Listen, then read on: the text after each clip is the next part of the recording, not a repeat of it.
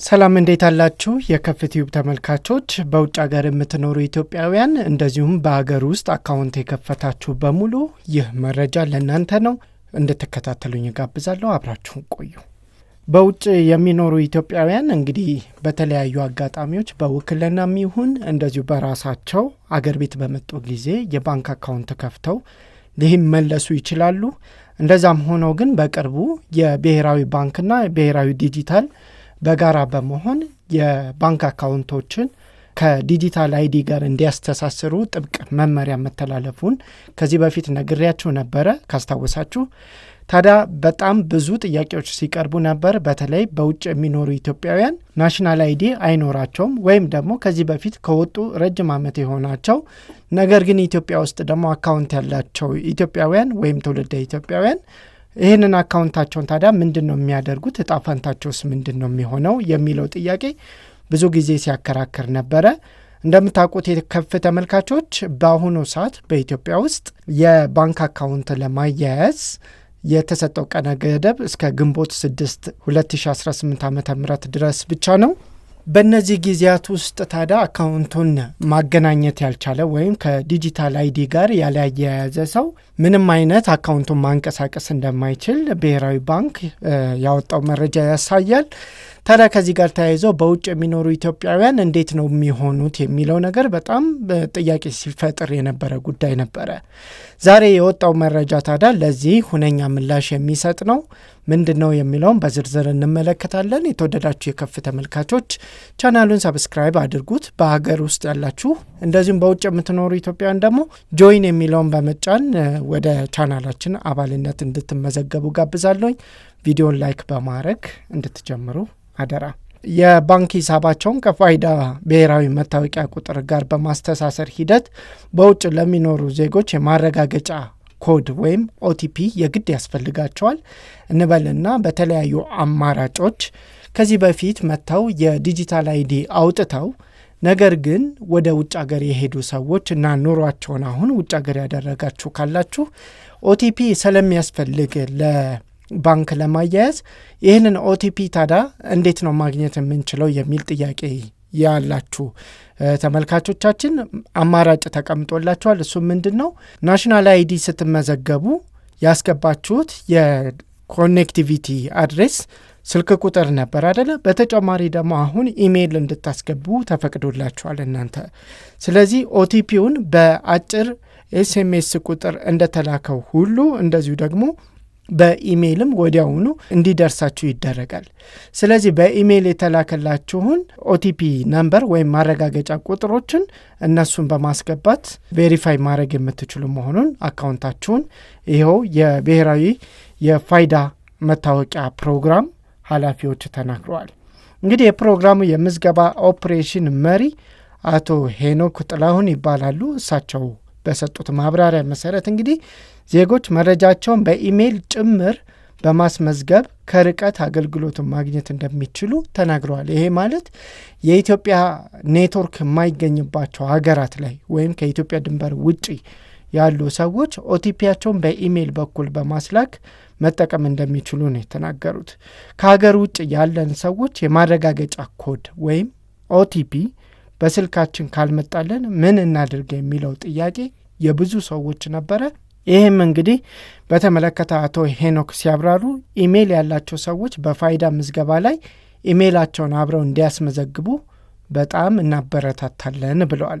ስልክ ቁጥሩ በተለያየ ምክንያት ቢጠፋ ወይም በኔትወርክ ምክንያት መልእክት ባይገባ የማረጋገጫ ኮዱ ወይም ኦቲፒ ነምበሩ ወዲያውኑ አብሮ ኢሜይሉ ጋር ስለሚያያዝ ወይም ስለሚላክ ለሰውየው በኢሜይሉ እንዲደርሰው ይደረጋል ብለዋል።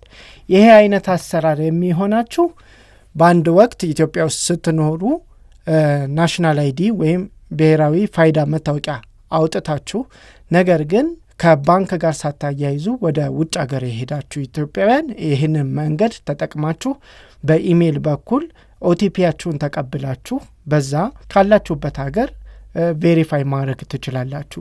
ቬሪፋይ ማድረጊያ ሊንክ አለ። ያንን ሊንክ ሀገር ቤት ያሉ ሰዎች ሁሉም ባንኮች በኤስኤምኤስ ለነዚህ ደንበኞቻቸው ልከዋል። ስለዚህ ቤተሰቦቻችሁን እነዚህን ሊንኮች እንዲልኩላችሁ አስደርጋችሁ በዛ ሊንክ መሰረት ባላችሁበት ሀገር በሚላክላችሁ በኢሜይል በሚገባላችሁ ኦቲፒ አማካኝነት አካውንታችሁን ከብሔራዊ መታወቂያ ጋር ልታያይዙ ትችላላችሁ። እንደ ኃላፊው ገለጻ ከሆነ በአሁኑ ወቅት በርካታ ዜጎች በውጭ ሀገር ሆነው የኢሜይል አማራጭን በመጠቀም የባንክ ሂሳባቸውንና የፋይዳ ቁጥራቸውን ሃርሞናይዝድ እያደረጉ ይገኛሉ።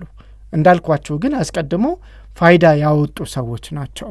ወይም ደግሞ አሁን ላይ በውጭ ሀገር የኢትዮጵያ ፋይዳ መታወቂያ እየተሰጠ የሚገኝበት አንድ ሀገር በብቸኝነት ዩናይትድ አረብ ኤምሬት ነው። በዩናይትድ አረብ ኤምሬት የምትገኙ ኢትዮጵያውያን ወይም በዱባይ እና በተለያዩ አካባቢዎች የምትገኙ ኢትዮጵያውያን እናንተ ይህንን ናሽናል አይዲ የማውጣት አክሰሱ ተፈጥሮላቸዋል፣ ሁኔታው ተፈጥሮላቸዋል። ስለዚህ በአቅራቢያችሁ በሚገኝ የኢትዮጵያ ኤምባሲ ወይም ደግሞ ቆንጽላ ጽሕፈት ቤት ሄዳችሁ መታወቂያውን ማውጣት ትችላላችሁ። እዛው ሆናችሁም በኢሜይላችሁን ታስገቡና በኢሜይላችሁ ደግሞ አክሰስ የምታደርጉበት ኦቲፒ ነምበር ይሰጣችኋል። እሱን ቁጥር ስታስገቡ እያንዳንዱን አካውንታችሁን ከዛ ጋር አክሰስ ማድረግ እንድትችሉ እድሉ ይፈጠርላችኋል ማለት ነው። ገብቷችኋል? ይህ አገልግሎት እያንዳንዱ ባንክ ጋር በዲጂታል አማራጮች ስለተተገበረ ተገልጋዮች በኢትዮጵያ ወሰን ውስጥ ብቻ ሳይሆኑ በየትኛውም የዓለም ክፍል ሆነው የባንክ ቅርንጫፋቸው መሄድ ሳይጠበቅባቸው ወይም እነሱን ማነጋገር ሳይጠበቅባቸው ራሳቸውን በራሳቸው ማስተናገድ እንደሚችሉ ኃላፊው ተናግረዋል። ሌላው ደግሞ ፋይዳ ተመዝግበው ኢሜይል ላላስመዘገቡ አካላት ካላችሁም ፋይዳ የመረጃ ማሻሻያ ስርዓት ላይ በመረጃ ማሻሻያ እንድታደርጉም ተፈቅዶላቸዋል። ስለዚህ ፋይዳ ወይም ብሔራዊ መታወቂያ ብላችሁ ገብታችሁ በሚመጣላችሁ ላይ ማሻሻያ ወይም አፕዴት የሚለው ውስጥ ገብታችሁ እዛ ውስጥ ተጨማሪ ኢሜይል አድራሻቸውን ማከል እንደምትችሉ ኃላፊ ተናግሯል። ስለዚህ ኢሜይል ያላስገባችሁም በዚህ መንገድ አፕዴት ማድረግ ትችላላችሁ። ሌላው ደግሞ በውጭ ሀገር የሚኖሩና እስካሁን ምንም አይነት ፋይዳ መታወቂያ ያልወሰዱ ዜጎች በተመለከተ ኃላፊው የሰጡት ማብራሪያ አለ። ምንድነው ያሉት? በአሁኑ ወቅት የፋይዳ ምዝገባ በተባበሩት አረብ ኤምሬቶች አቡዳቢና ዱባይ አካባቢ ካልሆነ በስተቀር እስካሁን ባለው ሁኔታ ለየትኛውም ሀገር የምዝገባ ስርዓት እንዳልተጀመረ በይፋ ተናግረዋል። ስለዚህ ከዩናይትድ አረብ ኤምሬት እዛ ውስጥም ደግሞ በዱባይና አቡዳቢ አካባቢ ካልሆነ በስተቀር የትኛውንም የኢትዮጵያ የፋይዳ ምዝገባ እየተደረገ አይደለም ከኢትዮጵያ ውጭ። ይህንን እንድታውቁ። በሌሎች ሀገራት ያሉ ዜጎች የባንኮች በሚጠይቋችሁ መረጃዎች መሰረት ከዚህ አስገዳጅ ትስስር ለጊዜው ነጻ ልትደረጉ እንደምትችሉ ኃላፊው ተናግረዋል። የዚህ መረጃ ትልቁ ዜና ይሄ ነው። ምንድነው? ሰዎች አሁን ባለንበት ለምሳሌ አሜሪካ፣ አውሮፓ፣ በተለያዩ አፍሪካ ሀገራት ላይ ያላችሁ ኢትዮጵያውያን ሀገር ቤት ውስጥ አካውንት ይኖራችኋል አይደለ? እዛ አካውንት ውስጥ እስከዛሬ ያስቀመጣችሁት ገንዘብ ይኖራል። ወይም በተለያዩ አረብ ሀገር የምትኖሩ እህት ወንድሞቻችን ሀገር ቤት በስማችሁ አካውንት ከፍታችሁ ወደ የምትሰሩበት ሀገር ሂዳችሁ ሊሆን ይችላል። ያንን ካላያያዛችሁ እስካሁን ምን እንደምትሆኑ አይታወቅም ነበር። አሁን ኃላፊው በሰጡት ማብራሪያ መሰረት ግን ምንድነው ያሉት? እያንዳንዱ በውጭ የሚኖር ኢትዮጵያዊ በውጭ መኖሩን የሚያረጋግጥ ማስረጃ ለባንኮቹ በመስጠት አካውንቱ ሳይታገድ እንዲቆይ ማድረግ የሚቻልበትን ሁኔታ እንደተፈጠረ ተናግረዋል። እንደውም ምንድነው ቃል በቃል ያሉት? ደንበኞቻቸው በውጭ ሀገር ነዋሪ ከሆኑና ሀገር ውስጥ የሌሉ መሆኑን የሚያስረዳ ማስረጃ ካቀረቡ ከዚህ ትስስር ወይም ከብሔራዊ መታወቂያ ጋር አካውንታቸውን እንዲያያይዙ የታዘዘው የትስስር ግዴታ እነሱን ለተወሰነ ጊዜ ላይመለከታቸው ይችላል አሉ።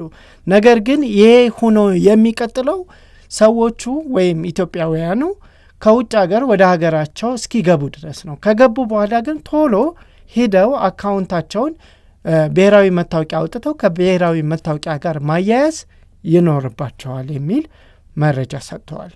ገብቷቸዋል። ይሄ እስከ 6 ወራት ትራንዛክሽናቸው እንዳይገደብ ይደረጋል።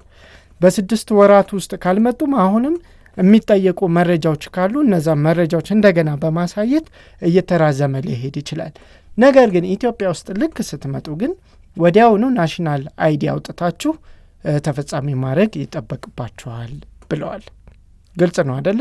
የብሔራዊ መታወቂያ ፕሮግራም አገልግሎቱን በውጭ ሀገር ለማስፋፋት አሁን ላይ ዝግጅት እየተደረገ ስለመሆኑና በቅርቡም በሁሉም አካባቢዎች ምዝገባ ለማድረግ ሙከራዎች እንደሚደረጉ ኃላፊው ተናግረዋል።